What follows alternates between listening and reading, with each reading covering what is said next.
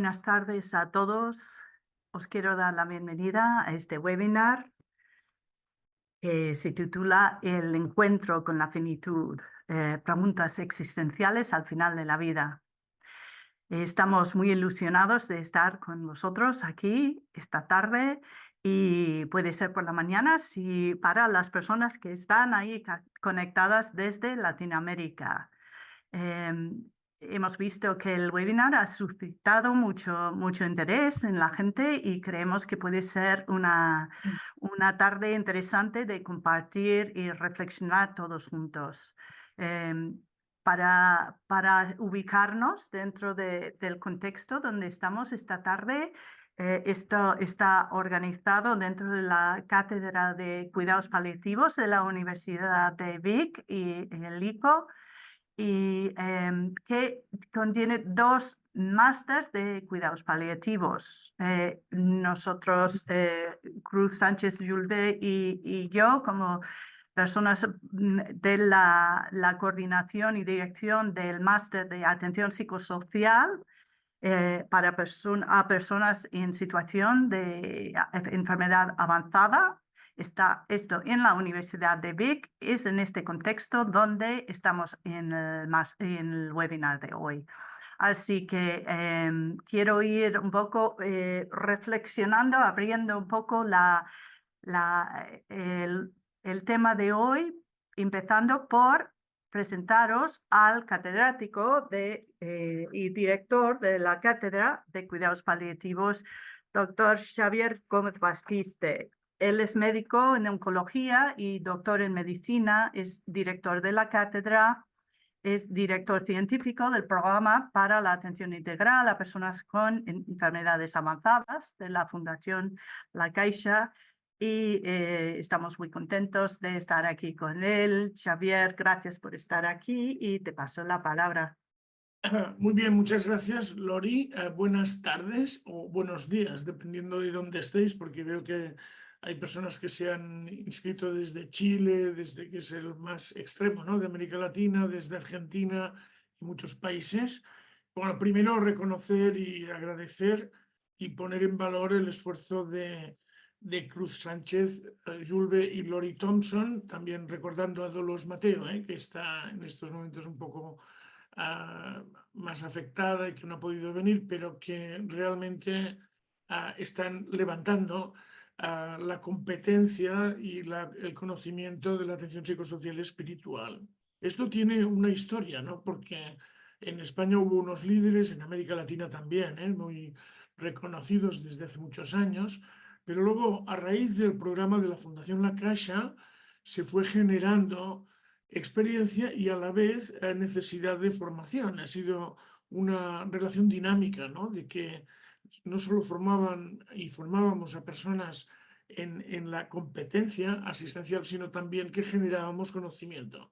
Esto Lori lo vivió desde el principio, Dolores también y Cruz también, o sea que son protagonistas activas de los equipos de la Fundación La Caixa, y en paralelo también el máster de atención paliativa, que es su 20 edición, va a empezar ahora, también tiene una tradición de extender la atención paliativa a todo tipo de pacientes en todos los servicios y settings, y además desde que tienen necesidades. No sé, que hemos hecho como dos viajes muy bien acompañados, ¿no? Un viaje hacia que la atención paliativa sea un derecho y un acceso universal, de la cronicidad avanzada, y el otro viaje es un viaje interior, ¿no?, para las personas, para ayudar a las personas a reconocer y a poder tener no solo sus recursos, sino también ayuda para abordar los aspectos más esenciales, o que llamamos esenciales, ¿no?, de sus necesidades y sus recursos también. Bueno, entonces,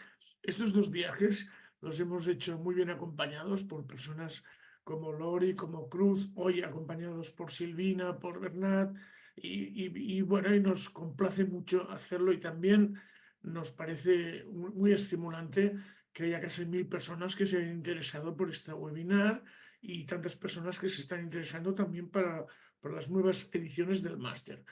Quiero acabar también dando una buena noticia, ¿no?, porque estamos contentos de tener que poder compartir buenas noticias, y me gustaría compartir con vosotros, supongo que se ve sí, se ve en la pantalla.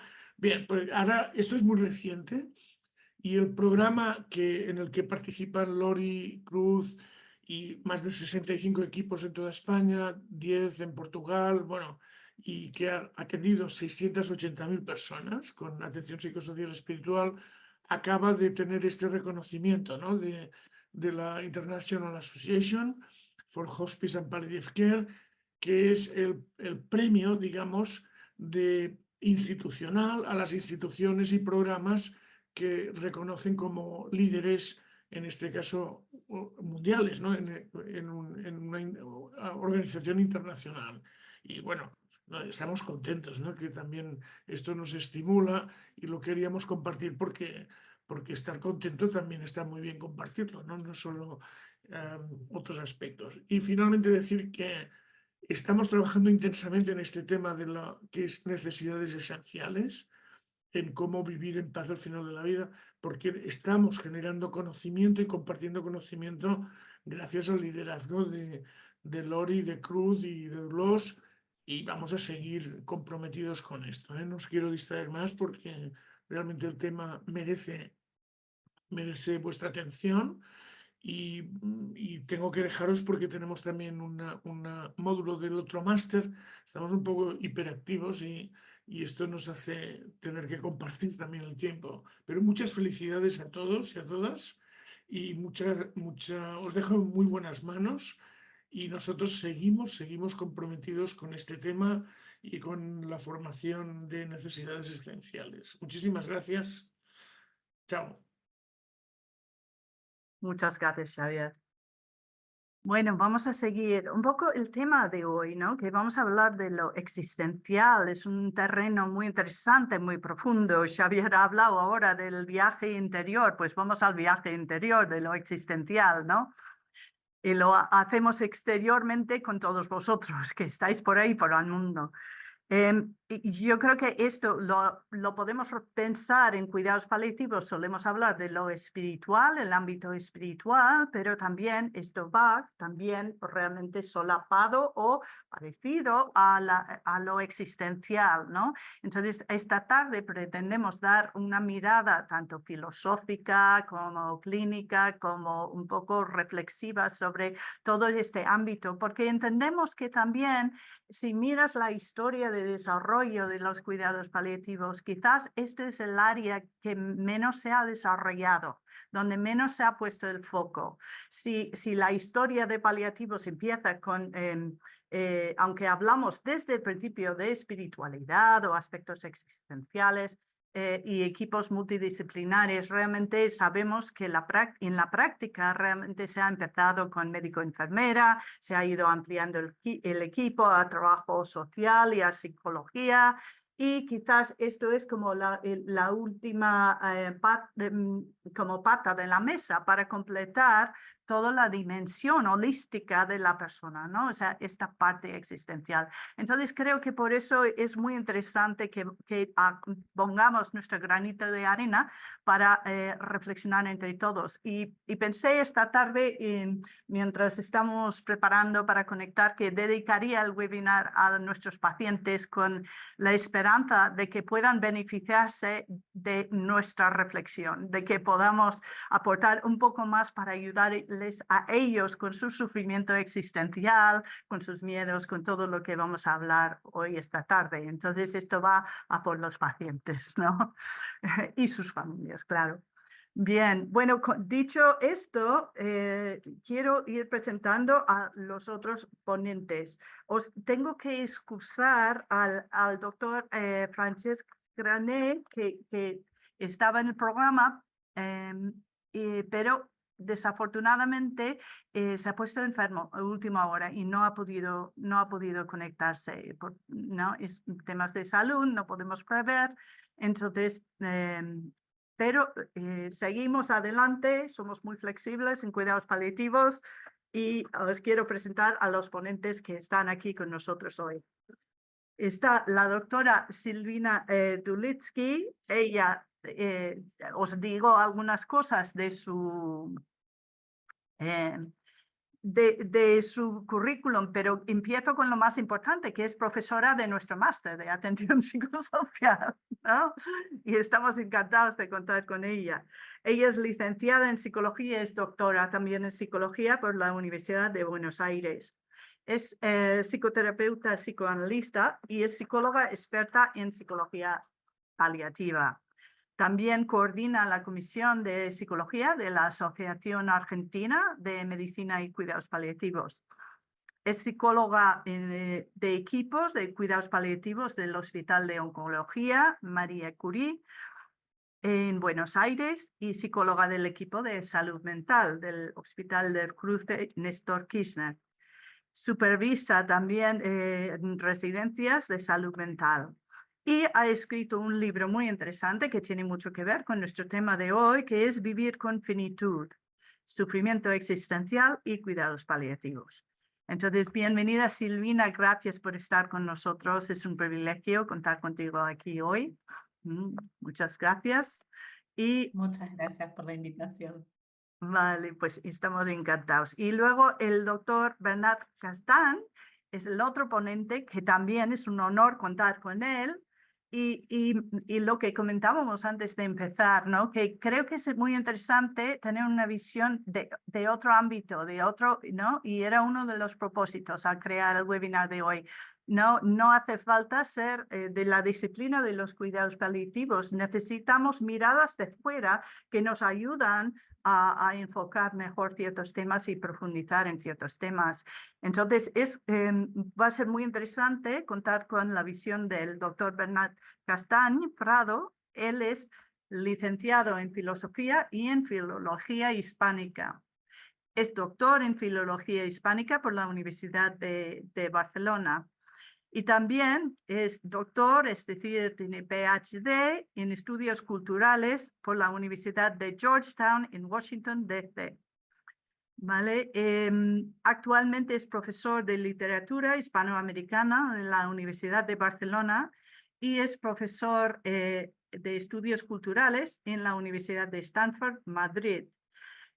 También tiene varios libros. Nuestros dos ponentes han publicado mucho en revistas o científicas o académicas y tiene varios libros y un libro que puede ser muy interesante para el tema de hoy, que es Una filosofía del miedo, ¿no? Entonces nos ayuda a reflexionar sobre el miedo. Bienvenido, Bernat. Gracias por aceptar nuestra invitación. Gracias a ti, gracias. Bien. Ahora también queremos presentar a la señora Montse Codinat, que acaba de conectarse. Ella también es codirectora en la Cátedra de Cuidados Paliativos de la Universidad de Vic, ICO, y entonces ella es psicóloga. Entonces estamos todos aquí en este ámbito donde estamos promocionando la formación en cuidados paliativos entre todos y es parte de la iniciativa de hoy de crear este webinar. Bienvenida, Montse, y si quieres decir unas palabras, adelante. Nada, Lori, pues muchas gracias. Buenas tardes a todos. Y como decía Lori, ¿no? La cátedra tiene pues, diferentes actividades formativas y estamos entonces en un momento pues, también de promocionarlas porque vayan adquiriendo pues, ya ¿no? el reconocimiento que tienen, pero nunca sin bajar la guardia, ¿no? Y esta webinar creemos que es un momento muy especial y muy importante también, ¿no? Por la situación y el momento en que se encuentra pues, el máster de atención psicosocial y espiritual, ¿no? Después de 9 ediciones se ha hecho un trabajo y un esfuerzo increíble por parte de Luz, de Cruz, de Lori y de todo el equipo, ¿no? De coordinación también para poder conseguir esta primera edición de máster, ¿no? Y ahora estamos ya preparando la segunda y realmente pues creemos que esta webinar pues, va a ayudar también mucho a dar a conocer, ¿no? Una parte tan importante en la atención paliativa como es esta atención a estas necesidades esenciales, ¿no? O sea, la parte más psicosocial y espiritual. Así que muchos ánimos y la webinar va a salir pues, muy bien porque el esfuerzo y la dedicación que habéis hecho, Cruz Lori, es fantástica. Muchas gracias. Montse. También quiero presentar que vemos aquí a Cruz Sánchez Julve, que ella es psicóloga también y está en la coordinación transversal del máster. Ella está más a pie de cañón que nadie ahí en el día a día en esta primera edición que está en marcha en estos momentos, y deciros que si alguien tiene interés en conocer el máster, pues ya la preinscripción está abierta y además hay información que aparecerá en el chat, que Freddy, que es nuestro soporte técnico, él estará poniendo información en el chat por si quieres saber algo más del máster, que va a empezar su segunda edición en octubre, ¿no? de este año. ¿De acuerdo? Entonces, dicho todo esto, nos gustaría que la tarde fuera un diálogo. Entonces, más que hacer muchas exposiciones, nos gustaría que pudiéramos hacer un diálogo, ¿no? De reflexión. Entonces, empezaremos un poco con el diálogo con los ponentes, pero luego en la última parte dejaremos como media hora donde podéis participar vosotros también. Y podéis participar o escribiendo en el chat o levantando la mano para luego dar paso. Luego Freddy os abrirá el micrófono y podréis hablar en esto. Eso para la segunda parte, ¿no? Entonces, en ese sentido, vamos a ir haciendo preguntas y pensando entre todos, ¿no? Sobre esto de qué significa esta parte existencial, las preguntas de final de vida y lo existencial del ser humano, ¿no? Y con esto, pues quisiera hacer a los ponentes la primera pregunta, que es, en vuestra opinión, ¿cuáles son las principales preguntas existenciales del ser humano? ¿Y qué relación tienen con el final de la vida de las personas? ¿Quieres empezar tú, Silvina? Bueno, lo temía. Temía que iba a romper el hielo. Bueno, muchísimas gracias por el convite, por la invitación. La verdad que estoy encantada. Pasado el impacto de los nervios, estoy encantada porque en realidad la temática de esta conversación y esta primera pregunta son una provocación a leer, a pensar y sobre todo, y que creo que es como lo más interesante y por ahí ese va a ser mi aporte, a revisar intervenciones clínicas que a veces en la urgencia de la asistencia no nos podemos detener tanto a pensar un poco qué es lo que estamos planteando. En relación a esta pregunta,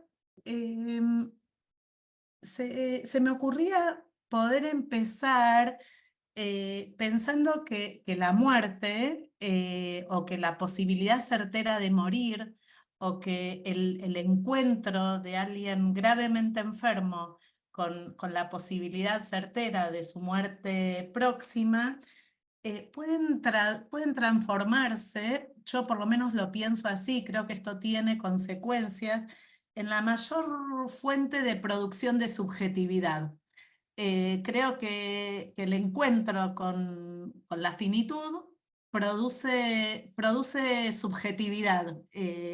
Y esto es interesante por ahí para pensar después las consecuencias. Entonces decía, bueno, demos vuelta a la pregunta y empecemos por los efectos del final de la vida en términos de este resto inasimilable que cae de este encuentro, que no es la muerte en sí misma, sino la subjetividad finita, por llamarlo de algún modo.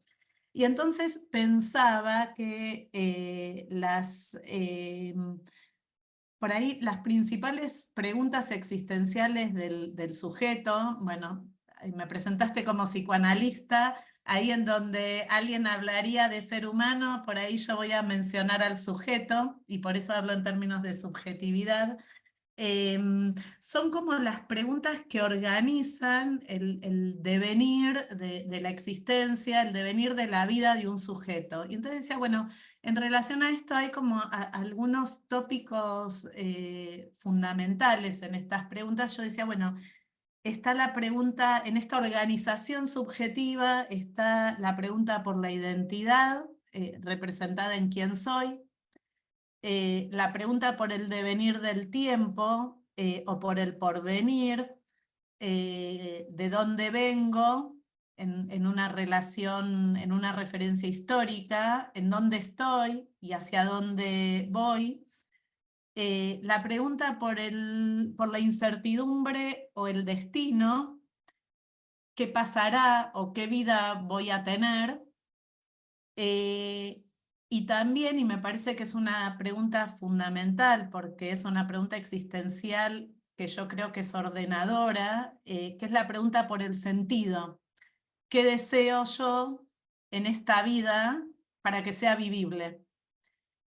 Y me parece que en este mapa de preguntas existenciales, decía, bueno, ¿qué pasa con estas preguntas hacia el final de la vida? Y lo que creo es que si alguien con una posibilidad, una enfermedad amenazante para la vida, tiene la posibilidad de hacer algún desarrollo de algunas de estas preguntas, con lo que nos encontramos, insisto, en el mejor de los casos, es con una transformación de las preguntas. Sobre todo porque me parece que hacia el final de la vida lo que surge, así como el encuentro, decía, con la muerte es fuente de producción de subjetividad, creo que en esta producción de subjetividad lo que surge también es una conciencia nueva, inacible, desconocida hasta ese momento, que es la conciencia de finitud.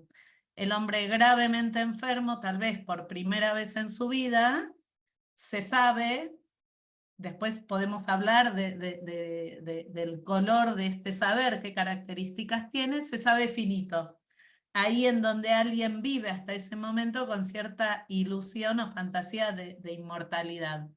Entonces decía, tenemos producción de subjetividad y tenemos como cicatriz conciencia de finitud. Y creo que lo que surge es la gran pregunta existencial de este tiempo, me parece que es, ¿qué es vivir con finitud?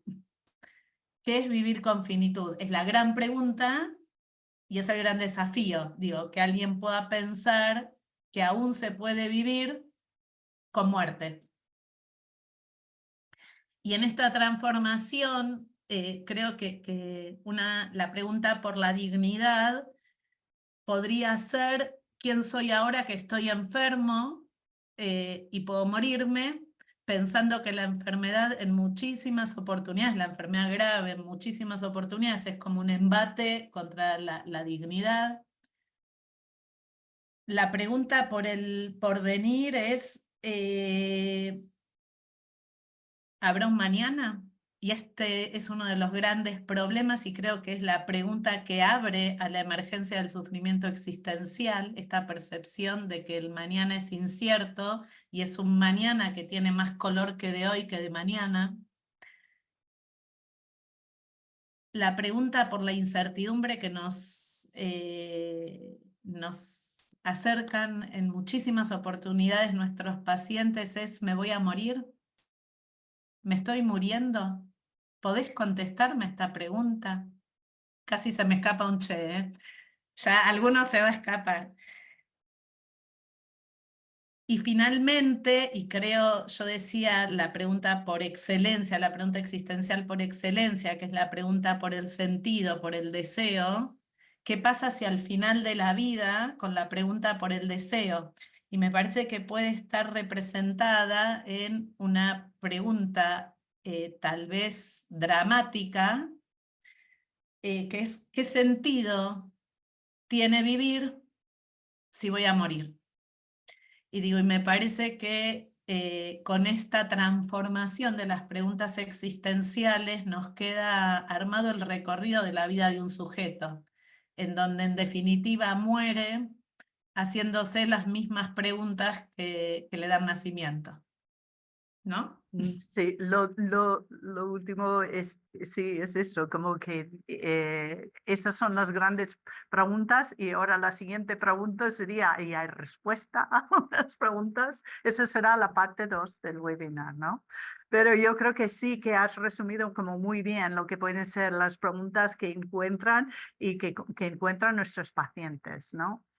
Bernat, ¿te gustaría aportar algo sobre esta reflexión? ¿Cuáles son las principales preguntas o de la intervención de Silvina? Sí, bueno, antes de nada, pues darle las gracias a Cruz Sánchez Julvé y también a ti, Lori, por haberme invitado, por haber contado conmigo.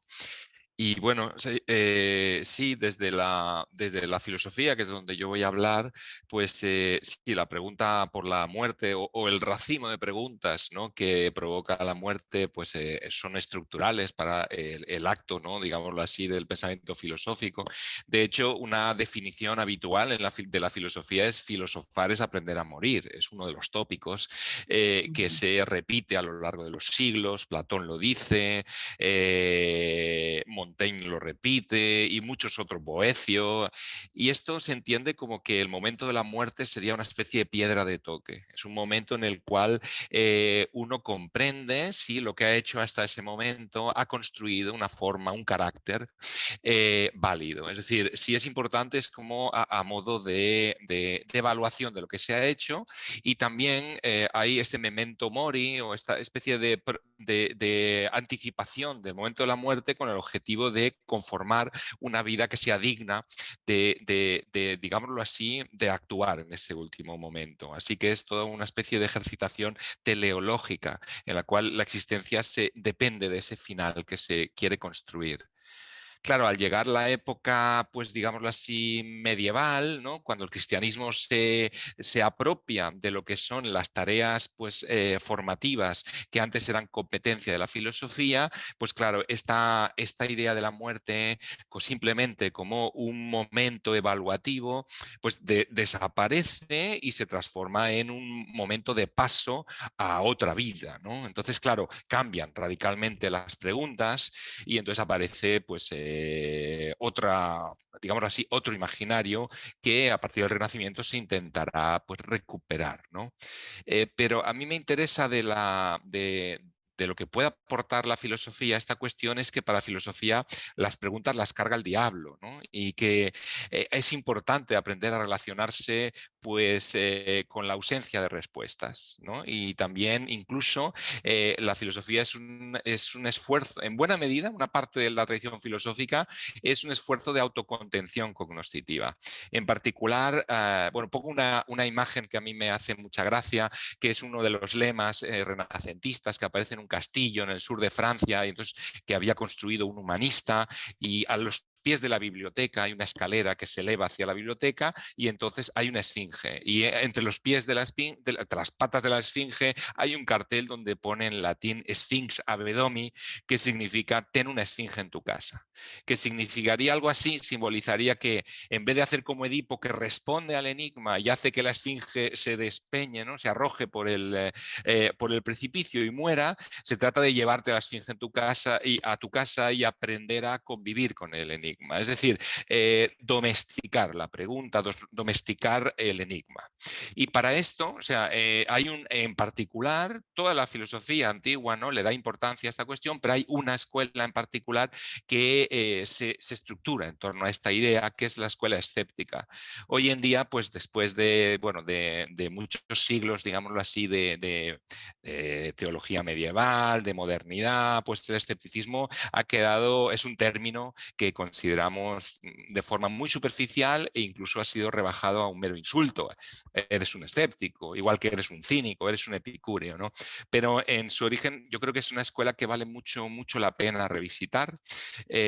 ¿Por qué? Porque el escepticismo considera que el principal obstáculo para llegar a la felicidad, ese es un objetivo importante en la filosofía antigua, la felicidad entendida de manera profunda, no esta japicracia, ¿no?, que hoy en día en muchos lugares pues, oímos, ¿no? El principal obstáculo para alcanzar esa felicidad es el dogmatismo. El dogmatismo que entienden como el deseo compulsivo por comprender, por explicar lo que nos sucede. Entonces lo que proponen es no tanto una serie de preguntas como una serie de contrapreguntas. Y de hecho una de las preguntas más importantes de toda la historia, aparte de esas 3 preguntas de Kant que son tan famosas, una de las preguntas más famosas está en el centro de los ensayos de Montaigne y es simplemente ¿qué sé yo? ¿Qué sé yo? Es decir, los ensayos de Montaigne son 1000 páginas de ensayos y su epicentro, que en verdad es un epicráter, podríamos decir, es una pregunta. La pregunta qué sé yo, que es importante, que en muchas ocasiones interpretamos mal. Qué sé yo es como qué sé yo, una pregunta, pensamos que es una pregunta epistemológica por el conocimiento, los modos, los límites del conocimiento, pero no es eso. Qué sé yo es algo así como y yo qué sé, ¿no? Es encogerse de hombros y decir, ¿a mí qué me preguntas? ¿No? Es decir, yo paso de esta pregunta, no acepto esta pregunta. Entonces, bueno, me parece que, bueno, hay toda una tradición que tiene una serie de lo que se llaman tropos, que serían como ejercitaciones, que lo que buscan es enseñarnos a desconectar lo que es esta pulsión dogmática y no plantearse preguntas, pero, cuidado, porque claro, esto me parece importante, pero lo cierto es que hay podríamos distinguir como diferentes ámbitos del conocimiento. Erasmo, por ejemplo, dibuja una especie de línea de demarcación cognoscitiva y dice, de aquí para arriba es mejor no preguntarse ciertas cosas. De aquí para abajo es importante preguntárselas. Ese de aquí para arriba dibuja el ámbito de las preguntas que llamamos metafísicas, preguntas que no tienen una respuesta segura, preguntas que normalmente cuando nos las hacemos tienen siempre, o sea, lo que dibujan es, despiertan argumentos a favor y en contra que pesan lo mismo.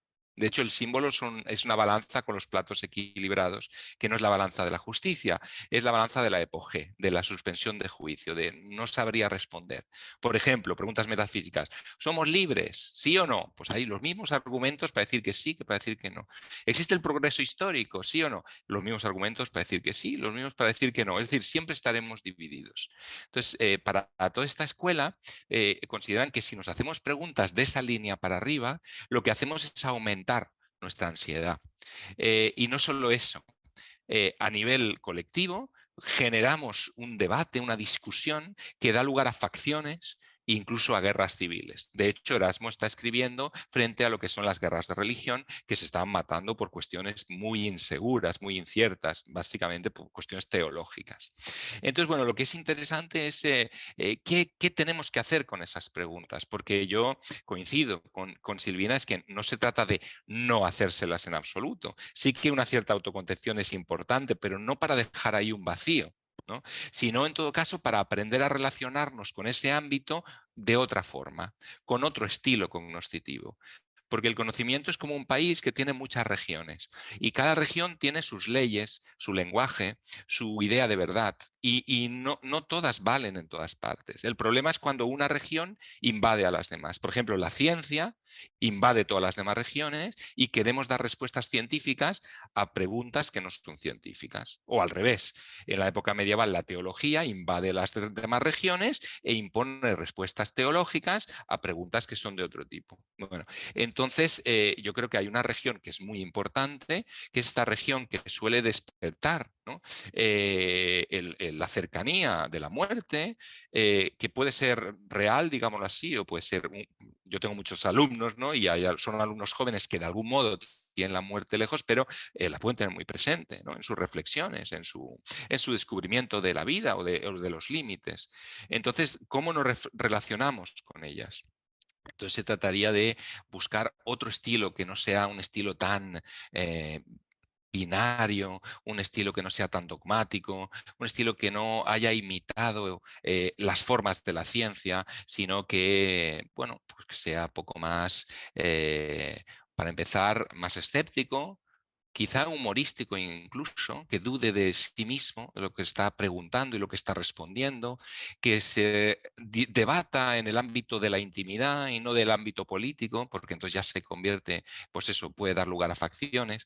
Bueno, simplemente buscar ese otro modo de relacionarnos con ese ámbito. Y para acabar, que no me quiero alargar, Kant, por ejemplo, en la crítica del juicio dice una cosa que es muy, muy hermosa, y es que dice que el placer estético es percibir el mundo sin someterlo a juicio o a interpretación.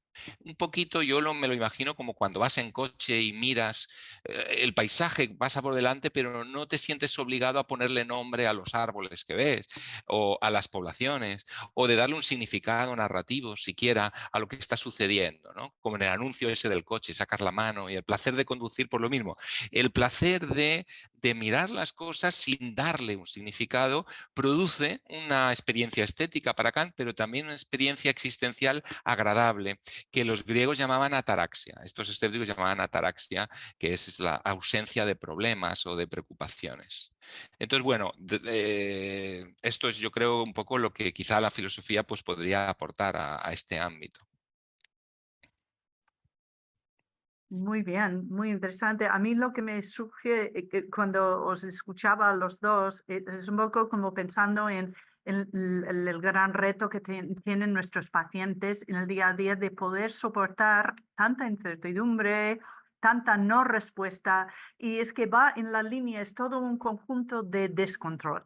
O sea, es como si tenemos que renunciar al control completamente, ¿no? Ya no puedo controlar mi salud, mi cuerpo, no puedo controlar lo que está ocurriendo, no puedo controlar la muerte, no puedo controlar tantas cosas. Y luego es esa sensación como de impotencia de elaborar las pérdidas y soportar la incertidumbre. Y eso es un poco lo que estáis diciendo, poder soportar incertidumbre, de no tener respuestas. Hago las preguntas, pero no necesariamente voy a encontrar ninguna respuesta. Entonces un poco lo traslado a nuestro día a día en la clínica. Muy interesante. Silvina, me gustaría preguntarte a ti sobre un poco el sufrimiento existencial. ¿Qué se entiende por sufrimiento existencial? Bien.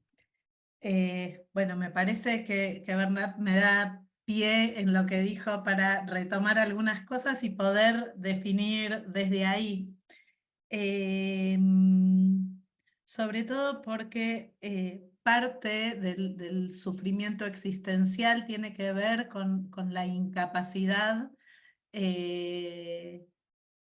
o con el desvalimiento para soportar esta incertidumbre de preguntar sin respuesta. Digo, los paliativistas de alguna manera utilizamos mucho el método socrático, invitamos todo el tiempo a formular preguntas, pero somos mucho más atrevidos en eso porque de alguna manera practicamos la forma de la parresía, que tiene que ver con asumir el valor de decir la verdad o el valor de producir la verdad cuando preguntamos. Ustedes saben que en cuidados paliativos el sufrimiento existencial es una entidad clínica de altísima incidencia. Muchos de nuestros pacientes a lo largo del proceso de enfermedad en algún momento puede ser que producto del encuentro con esta percepción certera de muerte respondan con sufrimiento. Históricamente, de hecho, digo, tan alta es la incidencia del sufrimiento existencial como entidad clínica que las intervenciones en cuidados paliativos proponen como objetivo central el alivio del sufrimiento.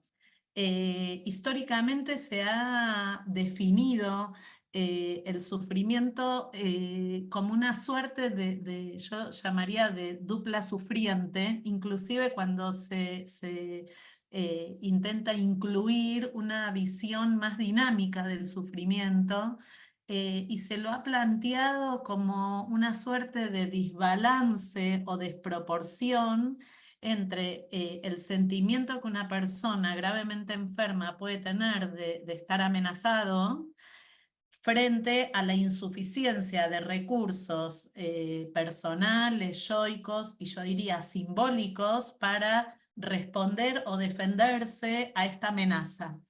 Y esto uno a priori podría decir que son definiciones yo diría atinadas respecto del sufrimiento, es decir, en el corazón del sufrimiento efectivamente encontramos el sentimiento de amenaza y el desvalimiento o la inescasez de recursos para responder.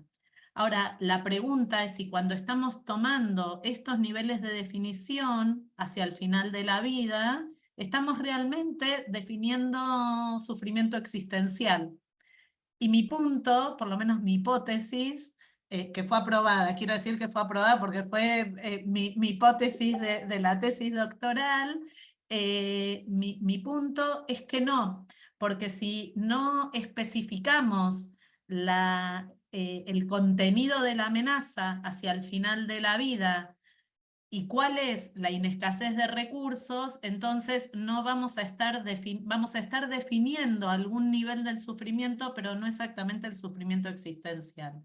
Y entonces digo, cuando hablamos de sufrimiento existencial, lo que hay que ubicar es que la amenaza es el encuentro del hombre con su propia muerte, y cuando hablamos de la inescasez o de la ineficacia de los recursos para defenderse de esa amenaza o para tener algún nivel de respuesta a estas preguntas que de otro modo quedan abiertas, con lo que se encuentra el sujeto sufriente y muriente es con un hecho de estructura, con dos hechos de estructura.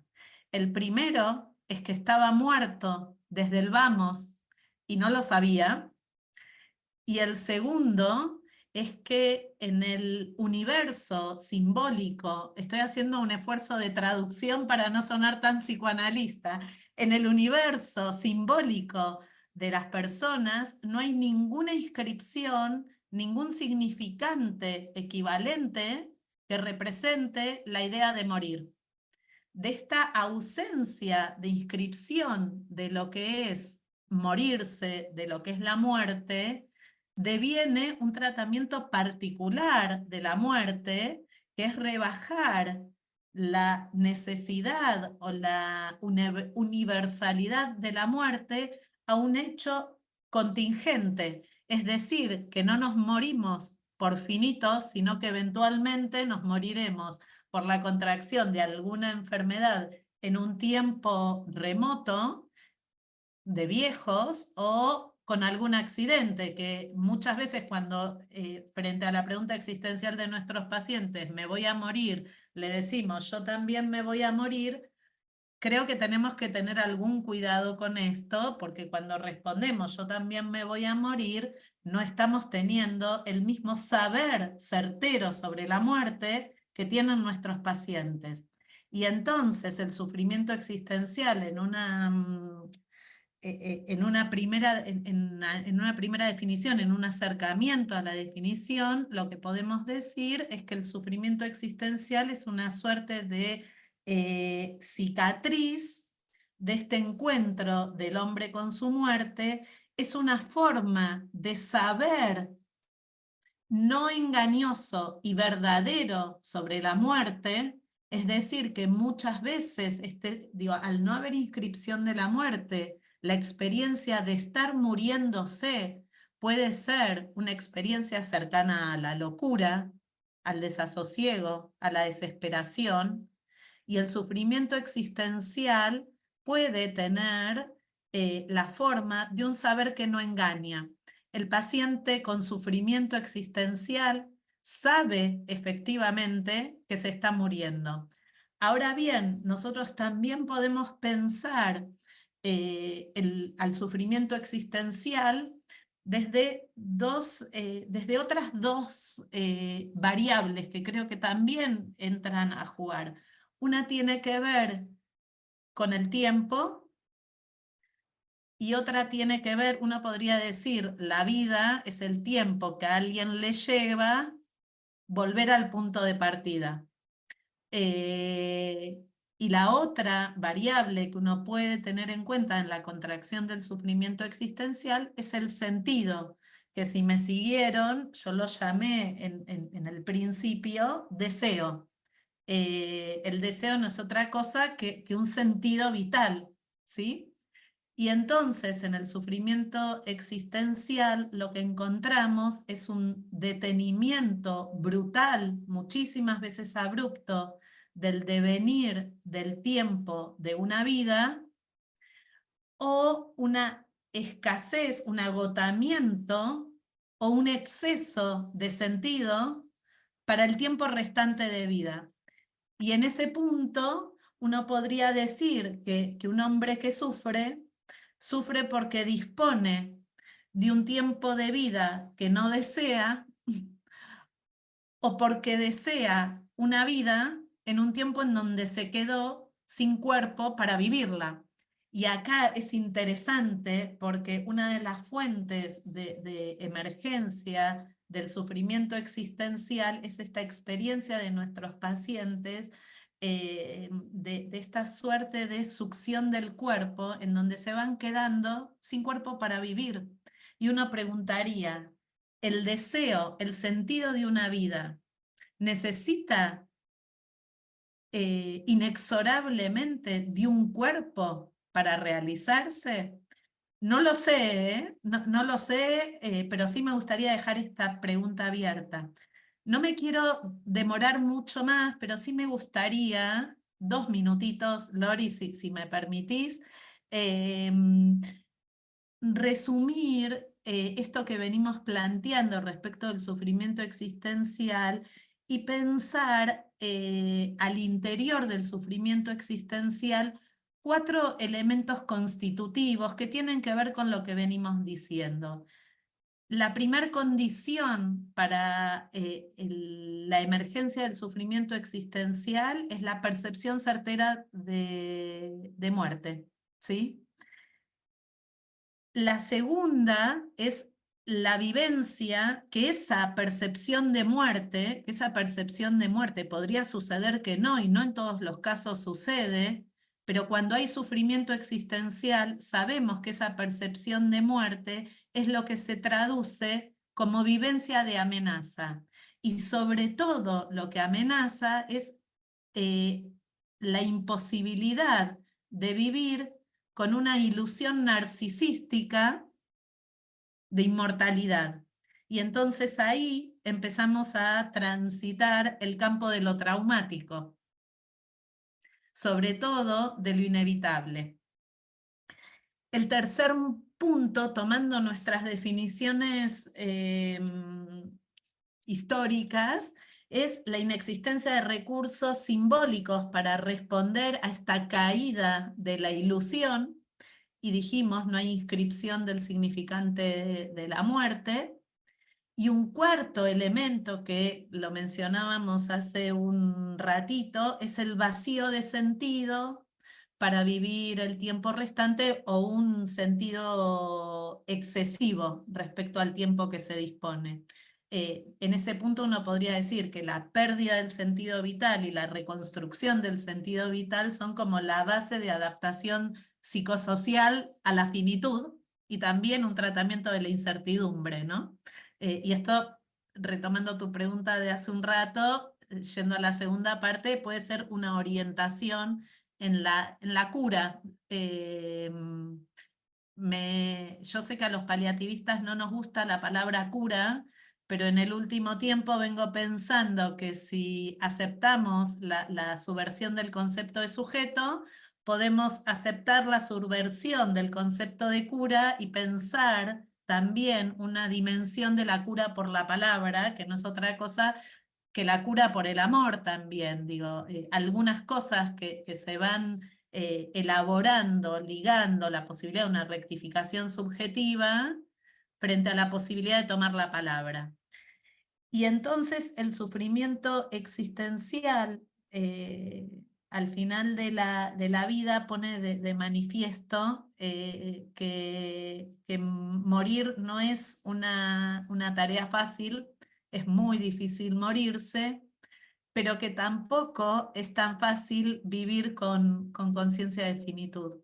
Y digo, me parece que hacia el interior del sufrimiento existencial encontramos ambas vertientes. Intenté ser acotada. Gracias, Silvina, y gracias por la traducción de los conceptos psicoanalíticos, que seguro que lo hemos agradecido mucho, más de uno. A mí que me interesa mucho el terreno de sentido, me gusta mucho también que añadamos la esperanza de poder reconstruir sentido en esa etapa, ¿no? Que no todo es desconstruir, sino también hay una esperanza con la intervención, ¿no? de ayudar a la persona a reconstruir sentido, ¿no? En ese momento. Totalmente, perdón, Lori, con Sí, esto que decís, tomo sí, algo, porque sí. digo, la incertidumbre nos deja en el campo de lo incierto, pero también es absolutamente solidaria de lo indecible, de lo imposible de decir, en relación a la experiencia que se está viviendo. Y la esperanza es poder tornar pronunciable algo del campo de lo indecible, de lo inefable. Así que sí, gracias, hay esperanza. Esperanza, muy bien. Muy bien, Bernat, ahora una pregunta para ti en relación, ¿no? Todo este ensayo sobre el miedo, ¿no? Que tan interesante que hiciste. Estamos reflexionando si hay miedo a la muerte, ¿cómo lo ves? ¿Cómo es posible ser feliz, disfrutar o ser libre en esta vida, ¿no? ¿Cómo lo ves? O es Menos- imposible y no, apaga y vámonos. No, no, no. Bueno, me acordaba así como antes os he hablado un poco de los escépticos y de cómo hay que, pues, de las diferentes perspectivas que podemos adoptar respecto de las preguntas, pues hay otra escuela que también es muy interesante y que afronta especialmente la cuestión del miedo, ¿no? De algún modo, en el mundo antiguo, la felicidad sería algo así como un palacio que tiene muchas puertas y se puede entrar por una o por otra. Normalmente uno suele entrar por la que tiene más cerca, aunque lo ideal es entrar por la contraria, ¿no? Puertas, por ejemplo, los epicúreos piensan en la felicidad en términos de placer, placer en un sentido profundo, placer espiritual y placer físico. Es decir, se trata de calcular, hacer un balance de placeres y displaceres y lograr disponer tu vida de tal modo que pesen más los placeres espirituales y también físicos, individuales y colectivos, que los displaceres. Luego hay otra escuela, por ejemplo, los cínicos, que dan mucha importancia a la libertad. Lo importante no es ni el placer, ni otras cosas, ni la preocupación, sino ser libres. Y eso vale cualquier precio. Cualquier precio. Luego hay otra escuela que le da importancia a lo que es a la ataraxia, ¿no? La serenidad. Entonces son los escépticos y lo importante es desactivar preguntas y bueno, y entonces aceptar, ¿no?, las cosas. Luego están los estoicos, que dan importancia a la potencia, que luego podemos hablar que es muy interesante, porque la muerte es el cierre de toda la potencia, ¿no? Entonces, para ellos lo importante es aumentar nuestras potencias, que ellos llaman virtudes o aretai, y entonces esa es la felicidad, disponer una vida que implique un aumento constante de potencias o una resistencia al cierre natural de nuestras potencias con la llegada de la vejez o de las diferentes, pues, circunstancias que suelen suceder en la vida y que cierran nuestras posibilidades. Y hay otra que es muy interesante que podríamos hablar también, que es la tradición más aristotélica, que piensa que la felicidad procede de la capacidad de contemplación metafísica, y la contemplación metafísica no es hacerse grandes preguntas, como decíamos antes, sino que es la capacidad de desconectar la mirada utilitaria. Ser capaz de ver la vida, el tiempo, no como algo que tiene que producir un resultado, ya puede ser económico, ya sea puede ser social, y puede ser incluso un resultado narcisista, es decir, sentirme bien. Esta gente que en una conversación no conecta hasta que no se dice algo que le puede suponer algún tipo de beneficio o perjuicio en sus términos narcisistas, ¿no? Pues, por ejemplo, eso también sería un tipo de pensamiento, digámoslo así, economicista o rentabilista, incompatible con esa contemplación que es la gratuidad, el vivir con gratuidad. Pues bueno, habría estas 5 puertas y entonces uno podría entrar por una o por otra. Si una persona es más ansiosa, pues le interesará más el escepticismo, seguramente. Si una persona, pues, no sé, vive en una época como la nuestra. Yo creo que hoy en día la metafísica tiene un potencial revolucionario muy interesante porque es totalmente contrario a la lógica del capitalismo que lo invade todo y que ha vuelto todas las experiencias pues, rentables y que de hecho, no sé si hablaremos de ello, convierte la muerte en uno de sus máximos enemigos, porque la muerte es lo que revela que nuestra vida no está aquí para producir algo, está para otra cosa, ¿no? Entonces, ¿qué pasa? Para el capitalismo la muerte es como una especie de cortocircuito, porque si todo está para producir, ¿cómo puede ser que exista la muerte y que la vida no sea en el fondo un acto de producción, ¿no? Eso amenaza con subvertir toda nuestra lógica existencial. Bueno, pero a lo que iba, una de esas puertas que es muy interesante es la del placer, la idea del placer entendido en un sentido profundo, que es la que trabajan los epicúreos.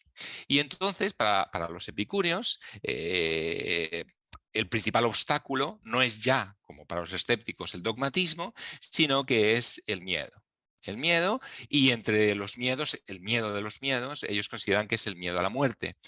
Lucrecio, que es como el evangelista del epicureísmo, le llama el aguijón invisible, un aguijón invisible, que no lo sabemos, pero desde pequeños, ¿no? nos está trabajando y es el origen, la causa oculta de todas las demás ansiedades y pasiones tristes que invaden nuestra existencia e incluso es la causa de nuestra hiperactividad, de nuestra ambición, de nuestra codicia, puesto que todas nuestras pasiones, digámoslo así, tristes, son un intento de sublimar directa o simbólicamente pues, ese miedo, ¿no? que nos trabaja.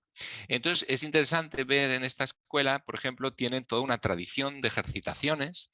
A mí esto me interesa mucho también, el hecho de ver la filosofía no como un conjunto de teorías, que esto es un error milenario, ¿no? Cuando un error es milenario ya se convierte en una verdad, pero es un error milenario. La filosofía es un conjunto de doctrinas, de teorías. Pero en el mundo antiguo y después en el Renacimiento, y yo reivindico el recuperar eso, la filosofía no era un conjunto de teorías, era un conjunto de prácticas. Era un conjunto de prácticas y era la filosofía la que se ocupaba de lo que es el ámbito de la intimidad, de la espiritualidad de las personas, no la religión, como se suele pensar. Eso solo aparece, digámoslo así, con el cristianismo, cuando incorpora el neoplatonismo, pero antes las religiones era lo que se llamaban las religiones de la economía, lo que se ocupaban simplemente de las relaciones entre los dioses y los humanos, y entonces se trataba de hacer un sacrificio para hacerse perdonar o hacerse un sacrificio para que los dioses te fuesen propicios, pero la religión no se ocupaba del ámbito de la intimidad. El ámbito de la intimidad era una competencia casi exclusiva de la filosofía. Pasa que al llegar el cristianismo se hace con todas esas prácticas que formaban parte de la filosofía y que es un verdadero arsenal, una verdadera mina, que yo creo que sigue siendo útil hoy en día, se la queda la religión cristiana y la filosofía la convierte en una mera disciplina auxiliar, que produce teorías, produce conceptos para la teología. Entonces, de ahí heredamos, ¿no? A pesar de la secularización de la filosofía, hemos heredado esa idea de que la filosofía es sobre todo una disciplina teórica, pero en verdad era sobre todo una disciplina práctica. Lo digo esto para que se entienda esta idea de que los epicúreos tenían unos ejercicios espirituales o unos ejercicios filosóficos o existenciales. Bueno, les llamaban tropos, curiosamente. Tropos significa en griego giro o cambio, y se trataba de producir un cambio en la manera de percibir o de vivir ciertas cuestiones.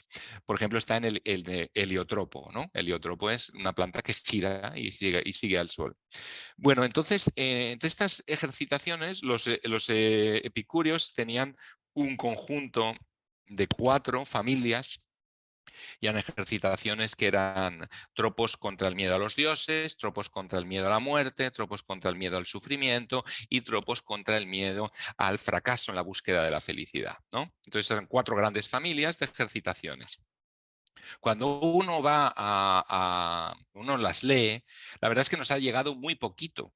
Nos quedan de Epicuro, él escribió 300 libros, entendemos 300 opúsculos, pero bueno, debía ser una obra muy considerable y sus obras completas solo nos han llegado 40 páginas apenas. Es decir, se destruyó y se desatendió todo. Y de milagro, porque durante más de 1000 años quedó desatendida, Lucrecio escribió un poema que recupera esa doctrina, ¿no? Entonces tenemos muy poquita cosa, pero es muy famoso, ¿no? El famoso tetrafármaco, ¿no?, de los epicúreos. Y dentro del ámbito de las ejercitaciones frente a la muerte, pues hay toda una serie de argumentos que resultan muy decepcionantes cuando uno los lee. Dice, ¿y esto qué es? Por ejemplo, pues no temas a la muerte porque cuando ella está tú no estás y cuando tú estás ella no está, ¿no? Y uno dice, bueno, esto a mí no me soluciona nada. Pero yo creo que hay que entender que este tipo de argumentos no son argumentos racionales que buscan convencerte racionalmente. Ah, vale, ya lo he entendido, ya no tengo miedo. Eran esquemas de meditación. Esquemas para producir una serie de prácticas meditativas que tenían diferentes formas. Estaba la parte de la mneme, que es un recordarse constantemente ideas que deben estructurar tu existencia y que olvidamos, ¿no? Está la parte de lo que llamaban la melete, que es la meditación. Esto es que estas ideas no solo las tienes que recordar de forma pues profunda, sino que también las tienes que hacer que impregnen toda tu materia existencial. ¿Cómo? Pues narraciones, comentarios, repeticiones, pero que hagan que las ideas se entremezclen con el resto de tu aparataje mental y existencial. Y finalmente, lo que llamaban las kesis, que eran ejercitaciones reales. Pues podían ser un tipo de dieta, dormir en el suelo, subir a una montaña para ver la ciudad desde arriba, podía ser, bueno, había todo tipo de ejercitaciones. La amistad, por ejemplo, era una un ejercicio importante para ellos. Entonces, lo que es interesante es que tenían toda esta tradición de ejercitaciones y, en particular, el epicureísmo produjo muchos ejercicios contra el miedo a la muerte. Hay algunos autores que son maravillosos y que están medio olvidados para nosotros, forman parte así del paisaje pues, cultural, pero ya está, que son, por ejemplo, Horacio o Ovidio, que eran epicúreos, pero eran más epicúreos que poetas. Eran sobre todo gente que practicaba esta filosofía y estos ejercicios se convertían en poemas. Entonces, por ejemplo, hay muchos, ¿no? El famoso Carpe Diem, ¿no? Por ejemplo, es de Horacio y si uno lo lee, normalmente tenemos solo la frase, pero si uno lee todo el poema, es fascinante, porque reúne un poco todo lo que estamos diciendo. No te preguntes qué es lo que va a pasar, haz un ejercicio de autocontención cognoscitiva en el primer verso. Después, céntrate en el presente, un ejercicio de adherencia al presente. Tercero, cuando ella esté, tú no estarás, un ejercicio de... Bueno, está todo ahí. Y entonces uno ve que claramente eso no eran poemas como nosotros escribimos poemas, como un objeto estético, sino que eran ejercitaciones y que todo esto se puede recuperar y es realmente interesante. Por ejemplo, tiene una oda, Horacio también, la 329, que es muy interesante porque se reflexiona sobre la muerte y lo que dice es algo así como: vive de tal modo que cuando mueras digan ha vivido y no ha muerto, ¿no? Es decir, que lo que digan es no ha muerto, sino ha vivido, ¿no?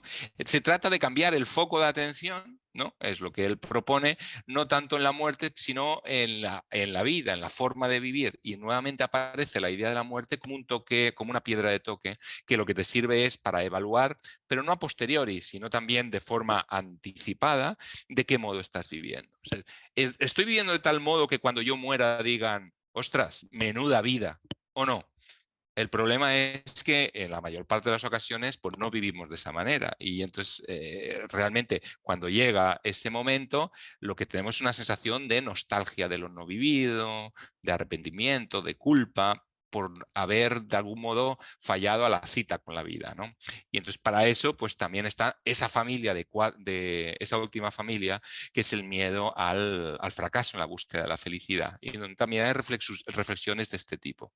Pues bueno, simplemente que esta escuela me parece que es interesante y puede ser actualizada de muchas maneras y de hecho forma parte de nuestro, digámoslo así, flujo sanguíneo, cultural y también filosófico. Al fin y al cabo, pues indirectamente, ¿no? Los epicúreos pasaron a Spinoza, Spinoza pasó a Freud y a otros. Entonces, esta forma parte un poco de las bases de nuestro pensamiento acerca de la muerte. Esto me parecía interesante. Me parece fascinante todas las aportaciones que estáis trayendo y muchas preguntas que hago. Y esto un poco de la filosofía práctica, ¿no? Me parece muy interesante porque según ibas hablando de distintos conceptos o modos de alcanzar la felicidad o buscar la felicidad, yo lo estaba otra vez traduciendo a práctica clínica, intervenciones clínicas con nuestros pacientes y tiene mucho que ver. Entonces, con lo cual yo creo que se queda muy, muy claro de que tiene un uso pragmático para intervenir, ¿no? Con nuestros pacientes, para trabajar con ellos. No sé cómo lo estáis viviendo los demás. Aunque hay muchas preguntas aquí que hacer, me gustaría ofrecer la posibilidad a los que están escuchando que puedan también intervenir. Hay unas preguntas. Cruz, ¿tienes recogida alguna pregunta? Algunos han escrito en la zona de preguntas y respuestas. Adelante. Bueno, si hacemos un poquito, damos prioridad a las primeras personas que han ido reflexionando sobre todo lo que vais diciendo. Carmen nos comenta, conciencia de finitud, si no están ubicados los médicos, poco podemos hacer el equipo. Aquí tenemos una clara alusión a lo importante que es para nosotros el trabajo en equipo y la parte que tiene que ver con la información y el manejo de la comunicación, ¿de acuerdo? Entonces, bueno, cómo ser conscientes de finitud. Evidentemente lo da el cuerpo y lo dan muchas otras cosas, pero una parte importante es la información que transmiten los médicos y nuestros compañeros sanitarios. Así que, ¿quién quiere responder a esta pregunta? ¿Cómo manejar? Me parece que voy a tener que tomar el guante. Adelante. Bueno, es una pregunta que va al corazón un poco de lo que nos sucede en el día a día, en el encuentro, no solo con nuestros pacientes, sino con nuestros compañeros de equipo. Ustedes saben que los cuidados paliativos en la definición, en su definición ya desde el año 90 de la OMS y en la reformulación del año 2000 y en la nueva definición ahora del año 2019, aparece que los cuidados paliativos son un enfoque que persigue la mejor calidad de vida, etcétera, etcétera, etcétera. Y entonces, si nosotros pensamos que los cuidados paliativos son un enfoque, los cuidados paliativos son una filosofía, y son una filosofía de cuidado. Y si pensamos que los cuidados paliativos son un enfoque, una filosofía de cuidado, estamos en el campo de la ética del cuidado. Que acá está la figura de los médicos. Yo no creo que sea un problema privativo de los médicos esto. Me parece que nos recorre a todos los integrantes del equipo sanitario. La conciencia de finitud puede ser una experiencia, puede ser un concepto o puede ser un principio ético. Yo no sé si nosotros de este lado, de hecho dije, bueno, muchos de nosotros cuando respondemos por la pregunta por la finitud, decimos somos finitos desde una contingencia, no desde una experiencia, desde un concepto, desde saber conceptualmente que somos finitos. Yo creo que el médico que acompaña a un paciente que ha transitado la experiencia de la conciencia de finitud, tal vez lo que puede es acercarse desde una posición ética de desconocimiento a la producción de saber y verdad de ese paciente. Con lo cual me parece que la conciencia de finitud en el equipo sanitario debería empezar siendo una posición ética en donde el punto de partida es que no sabemos lo que es morir, no sabemos desde nuestra muerte, no sabemos de nuestra muerte, hasta tanto estamos transitando la experiencia de enfermar gravemente. Con lo cual creo que el principal desafío que tenemos los sanitaristas, no sé si es construir conciencia de finitud, es tener una posición ética que posibilite a nuestros pacientes construir la propia conciencia de finitud. Muchas gracias, Silvina. Yo creo que podríamos también enlazar lo que estás justamente diciendo y preguntarle a Bernat cómo es esto de la ética, cómo se conforma la ética tan ligada, ¿no?, a la filosofía. Cuéntanos un poquito cómo desde la filosofía llegamos a esta parte de esta ética. Vale, pues bueno, primero retomando la cuestión de la finitud, que es una cuestión esencial de la ética, a mí me gusta recordar que, según una antigua tradición, se decía que en el templo de Apolo en Delfos, ¿no?, fuera, había 3 inscripciones, ¿no? La primera inscripción era «Conócete a ti mismo», el «Gnosis autón», que es muy importante. Luego vemos las 2 siguientes porque forman como una especie de sistema que es muy interesante. Entonces, este «Conócete a ti mismo» a veces se entiende de una manera demasiado psicologista, demasiado individual, es decir, conócete a ti mismo, tus traumas, etcétera, etcétera.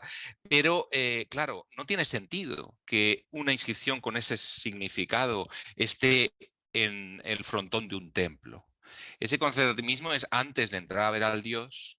Conócete en tanto que ser humano y, por lo tanto, conócete como un ser limitado. Un ser que es mortal, que es ignorante, que es impotente. Y entonces es el acto de humillación, que por cierto la primera acepción en el diccionario de la Real Academia de humillarse es hacer una breve genuflexión antes de entrar a un templo, como un modo, como un signo de respeto, pero a mí me interesa más desde un punto de vista filosófico como un acto de autoconocimiento. Entonces, primero, buena parte de lo que es no solo la religión, sino esto pasa a la filosofía de la filosofía antigua, es este autoconocimiento. Y un autoconocimiento que consiste en el conocimiento y la reconciliación con los límites. Y esto es un tema interesante, porque buena parte de lo que llaman sabiduría es de qué modo somos capaces de reconocer y asentir con los límites, algo que Nietzsche hará luego, convertirá en uno de los ejes de su filosofía, lo que él llamará, en una expresión neolatina, que él se inventa en latín, que no existía antes, ese amor fati, ese amor al destino. Entonces, para entender la cuestión del límite, yo creo que es interesante una imagen que también da Kant, que es la famosa imagen de la paloma, que aparece en el prólogo de la segunda edición de la Crítica de Razón Pura. Él habla de una paloma que, cuando vuela, nota la resistencia del aire en sus alas. Y entonces piensa, notando esa resistencia, que en el vacío volaría mejor. Y lo cierto es que en el vacío no volaría nada, ¿no? Porque precisamente esa resistencia es la que le posibilita, ¿no?, impulsarse a cada nuevo batir de alas. Así que el límite, dice Kant, es también una condición de posibilidad. El límite es como una especie de muro que tiene 2 partes. Por fuera es un límite, digámoslo así, por dentro es una condición de posibilidad. Así que hay que reconocer no solo los límites, sino que hay que verlos en tanto que condición de posibilidad. Y eso es lo que favorece, de algún modo, ese asentimiento. De modo que una persona contenta, podríamos decirlo así, jugando con las etimologías, etimológicamente contento significa contenido, que ha aceptado sus límites y que acepta estar dentro de ellos.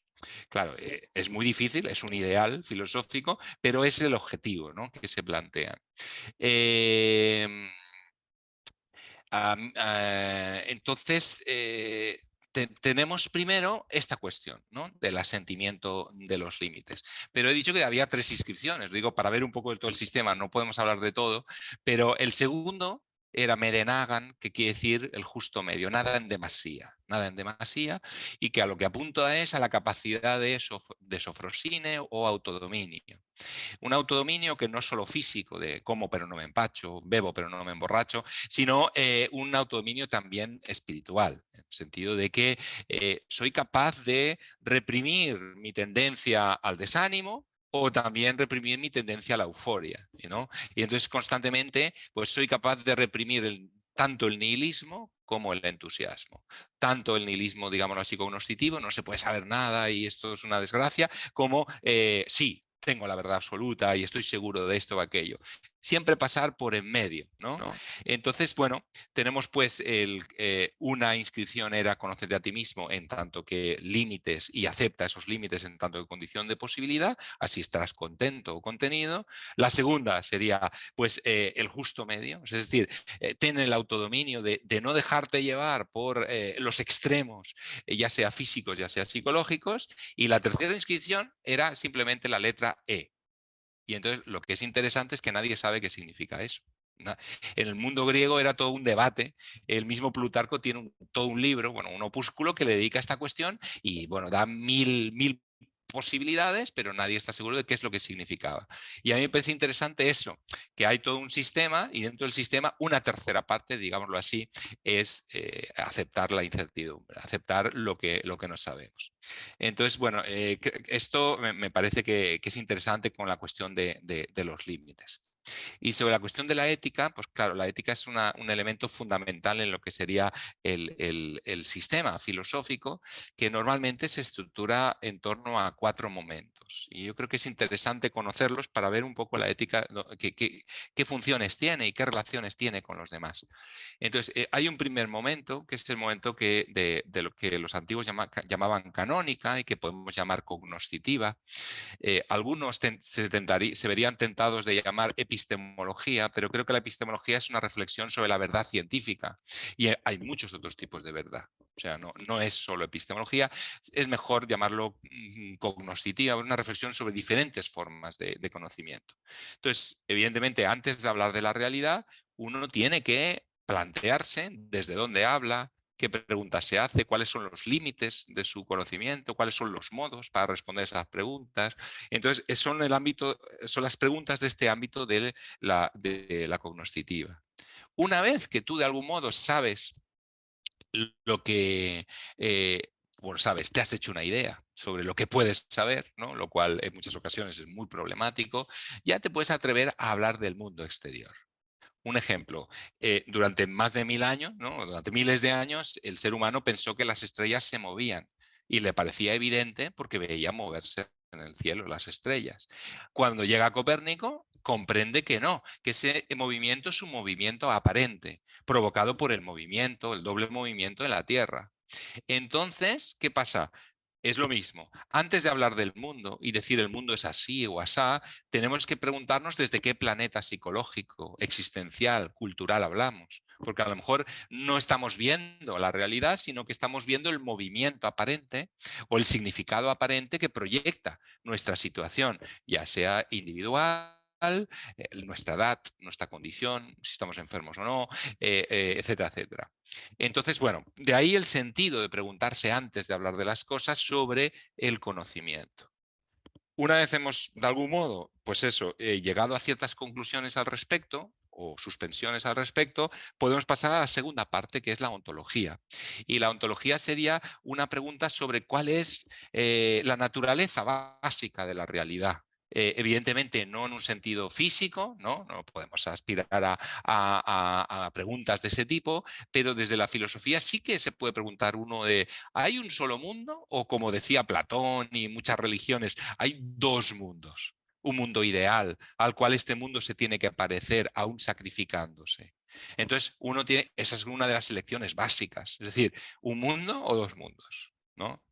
El idealismo o el realismo, ¿no? Es una elección importantísima que marca toda la vida, porque hay un idealismo espontáneo, es decir, uno se imagina de forma espontánea, sin necesidad de que sea platónico o cristiano o lo que sea, se imagina que en otro lugar sería más feliz, con otra gente sería mejor, siendo otra persona sería mejor. Es decir, esa tendencia a idealizar lo que no está aquí.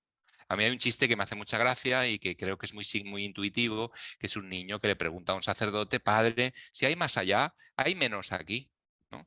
Y en ese sentido apunta a la idea de que este dualismo, esa tendencia a imaginarse, ya sea en el ámbito teológico, filosófico, existencial, mundos mejores que este, lo que hace es que al final los hipostasiemos y al compararlos, ¿no?, con este mundo real nos parece más horroroso de lo que realmente era. Entonces, bueno, es un ámbito muy complicado en el que hay que pensar, hay que tomar decisiones también. Y ese sería el ámbito de la ontología. ¿Cómo es el mundo y cuál es nuestro lugar en él, en ese? Y entonces, una vez que hemos pensado qué es lo que podemos conocer y que hemos pensado cómo es el mundo y cuál es nuestro lugar en él, esto es, hemos dibujado el tablero de ajedrez, podríamos decirlo, podemos poner las fichas en él. Y ahí llega el tercer momento filosófico, que es la ética. Es decir, cómo se mueven las fichas en un mundo en el que sabemos esto o no lo sabemos y en un mundo que es así o asá. Y entonces, esa es la ética. ¿Cómo maximizar la existencia en un mundo que funciona de este modo que pensamos nosotros, ¿no? Entonces, ahí es donde entrarían esas 5 escuelas, por ejemplo, en el mundo antiguo hay otras, ¿no?, corrientes, pero esas 5 escuelas, pues se han hecho sus preguntas y han tenido sus respuestas en los 2 otros ámbitos y han diseñado una ética. Para el epicureísmo, pues la felicidad es el balance de placeres y displaceres, para él, etcétera, etcétera, ¿no? Y esto es muy importante y no hay que olvidarlo, la corona de la filosofía es la política. Eso es muy importante, es la política, no la politiquería, ¿no?, que muchas veces nos confundimos una cosa con la otra, pero sí la vida política, el lazo político. Y entonces ahí ya no es solo mover las piezas de forma individual, que poco pueden, sino moverlas de forma colectiva, haciendo estrategias colectivas, siguiendo la metáfora del ajedrez. Bueno, todo esto conforma una especie de, no sistema, pero sí un organismo, ¿no?, que es el organismo de la filosofía, y es muy importante tener en cuenta que cada una de estas partes está interrelacionada con las demás, de forma muy orgánica. De hecho, forman una especie de esfera. Y la palabra enciclopedia significa enkiklos paideia, sería algo así en griego como una educación esférica, una educación en la que todo está conectado con todo. Eso sería un conocimiento enciclopédico en este sentido literal de la palabra. Entonces, lo que tenemos es que, por ejemplo, en política, una política democrática exigiría una cognoscitiva escéptica, que tenga algo de escepticismo. ¿Por qué? Porque si somos dogmáticos y creemos que tenemos acceso absoluto a la verdad, ¿para qué vamos a votarla si tenemos la verdad? Será una votación muy falsa. Lo haremos con la boca pequeña porque en el fondo creemos que tenemos la verdad. Entonces, bueno, por ejemplo, si tenemos una ontología dualista en la que creemos que hay un mundo mejor y que este se tiene que parecer a aquel, pues claro, habrá toda una serie de sentimientos de vergüenza porque no se parece, de culpa porque no se parece, de sacrificio porque tenemos que sacrificar esto que es real, que es imperfecto pero real, en aras de aquello que es ideal pero irreal, podríamos decir. Y entonces, claro, eso condiciona un tipo de ética. Entonces, bueno, todo se entremezcla y forma una especie de sistema. Entonces, la ética en filosofía sería un poco eso, ese tercer momento, pero que es indisoluble de los demás. Perdonad que me ha alargado un poquito. Estamos en un momento, seguro que los demás también sienten esto, ganas de seguir unas horas más, pero se nos echa el tiempo encima. Me gustaría, ya es como la hora de terminar, nos queda como un minuto, pero me gustaría ofreceros como la posibilidad a cada uno de vosotros para decir unas palabras cortas de conclusión, ¿no? Un poco de con qué te quedas o cómo cerrarías, ¿no?, esta discusión, este diálogo que hemos tenido tan rico. Silvina, ¿quieres decir alguna palabra para cerrar? No lo tenía previsto esto. No, bueno, improvisando, no. estamos improvisando. Pensando un poco en lo que iba a hacer, voy a hacer un poco de proselitismo. Voy a estar de campaña ahora, revisando algunas ideas para el encuentro de hoy. Me topé con una frase de de Freud que toma de un viejo dicho guerrero griego que dice, y lo transforma, él dice, si vis vitam para mortem. En una traducción de si quieres, la traducción es si quieres vivir, prepárate para la muerte. Y en este si vis vitam para mortem, me parece que los cuidados paliativos tenemos un gran aporte para hacer, porque creo que tenemos la oportunidad de poder acompañar a nuestros pacientes en ese si vis vitam para mortem, sobre todo desde una posición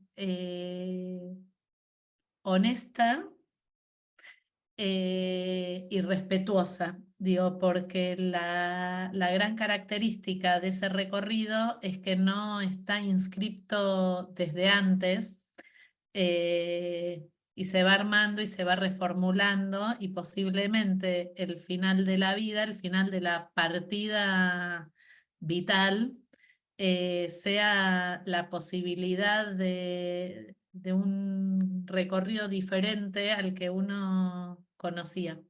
Así que bueno, me parece que para cerrar eso está muy bien. Queda pendiente, un minuto más, los psicoanalistas estamos acostumbrados a hacer de muertos en los encuentros analíticos con nuestros pacientes, porque hay solo un sujeto que cuenta y es el paciente, y nosotros hacemos de muertos.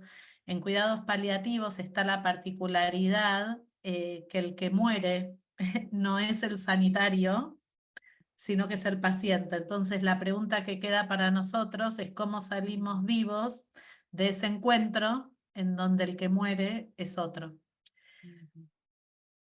Muy bien, Silvina. Y yo añadiría a esas reflexiones de que otra conclusión más es de tanto trabajar con la muerte, los paliativistas somos unos grandes vividores. Nosotros diríamos, somos unos vivos. Muy bien. Y Bernat, unas palabras, una conclusión así corta. Pues no sé, a mí me gusta mucho. Bueno, de un lado, también la filosofía antigua tenía un término que a mí me parece muy interesante, que es el término de acrasia, que suena a gracia, pero no, acrasia, así con K, con S se transcribe, y que significaría como la incapacidad de traducir una determinada doctrina, unas determinadas ideas en una forma de vivir, ¿no? Es una especie, el salto más importante y que era el más difícil, ¿no? La acrasia. Y entonces toda la filosofía era el intento, o sea, eran muy bonitas teorías, pero siempre difíciles de incorporar, de transformar en una vida concreta. Entonces, bueno, de un lado eso es uno de los elementos pues, más importantes de la filosofía, el intentar saltar eso. Y del otro, siempre me acuerdo de unas frases de Thoreau, ¿no? Que en Walden dice aquellas líneas tan famosas de que me fui a los bosques, ¿no? Para vivir a propósito, que está citando a Montaigne, ¿no? Y entonces lo que dice al final es, y me fui para en el momento de morir no darme cuenta de que no había vivido. Es decir, de forma anticipada quiere vivir de tal forma que en el momento de la muerte no tenga esa nostalgia de lo que no ha vivido. Entonces me parece que eso también es importante, que el sentido de que ese momento se prepara desde, no solo desde el momento, digámoslo así, en el que pues caes enfermo, sino que se prepara desde la infancia, ¿no? Con la educación. Muy bien, muy bien. Muchísimas gracias a los dos. Ha sido de una riqueza extraordinaria y yo creo que realmente se comparte la sensación de querer seguir, y el tiempo, como en paliativos, se acorta y nos limita. Y entonces, bueno, un placer estar con todos vosotros, y esperemos que esto, lo que hemos dicho al principio, si esto va por los pacientes, que nuestras reflexiones se traduzcan también en ese salto que dices, Bernat, en poder atender cada vez mejor ese sufrimiento existencial que tienen ellos. Si alguien quiere saber algo más sobre el máster de atención psicosocial, yo creo que habéis visto en el chat, estáis invitados, ¿no?, a interesaros y recibir más información. Y muchísimas gracias por todo esta tarde. Gracias por participar y nos despedimos.